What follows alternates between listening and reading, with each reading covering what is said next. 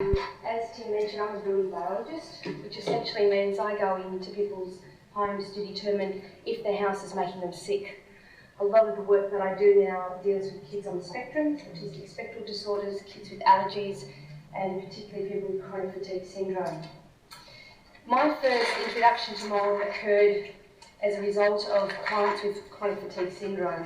And over the period of 15 years, I noticed that many patients with CFS would state at some time during their treatment, normally within the second or third consultation, do you think the mould there's mould growing in my bedroom or my house? Do you think it could be contributing to my illness? And I said, I really don't know. I didn't learn about mould when I did my double degree.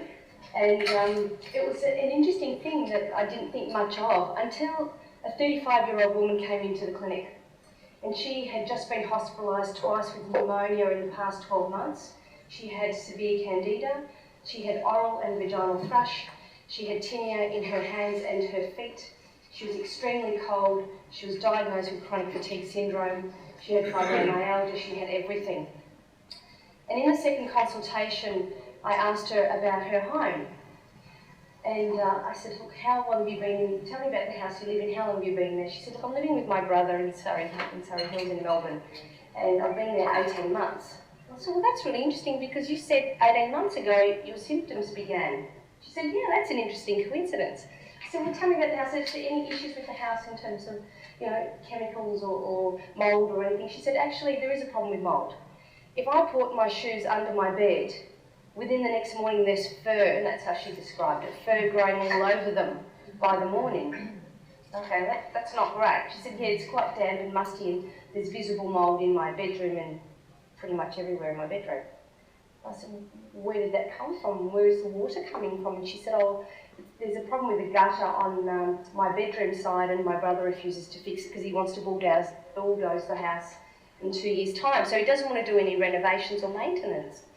And when it rains, the water comes from the gutter down into the subfloor under the house and is creating this remarkable rising damp issue that's affecting her bedroom.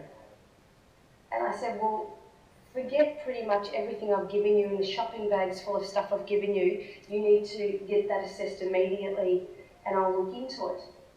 And when I started looking into the evidence of mould at that time, a lot of the research was showing adverse health effects in livestock because of animal feed and outbreaks and where animals have died as a result of mould-contaminated feedstock. There wasn't a lot on evidence-based information for people affected by mould-related illnesses, and certainly very little on chronic fatigue syndrome and things like this. That is until 1994, when an outbreak of infant lung bleeding occurred in infants in Cleveland. And as a result of this outbreak, the Centre of Disease Control was encouraged to come and investigate why 30 babies in Cleveland in the USA were exhibiting hemoptysis. Lo and behold, 9 babies died, and eventually after many months of investigation, they discovered that there was a flood in this particular part of Cleveland which caused water to accumulate in their basements. And in America, their building is very different. The type of building materials they use and how they build homes is quite different to Australia. They have enclosed basements.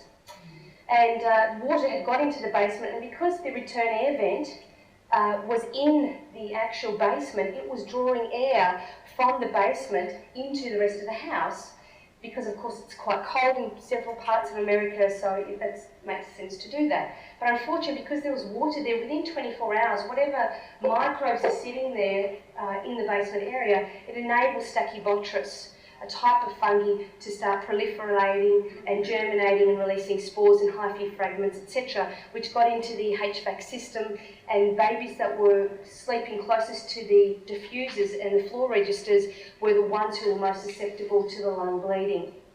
It wasn't until 2008, however, that the US developed or released a document, the Government Accountability Office report on mould, and then a year later the World Health Organization released a report on indoor air quality, mould and dampness.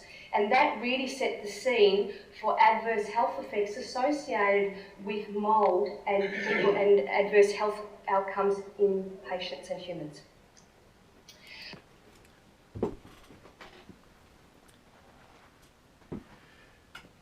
So in other words, starting a syndrome and telling people about Stachybotrys at ground zero for chronic fatigue syndrome didn't penetrate anywhere.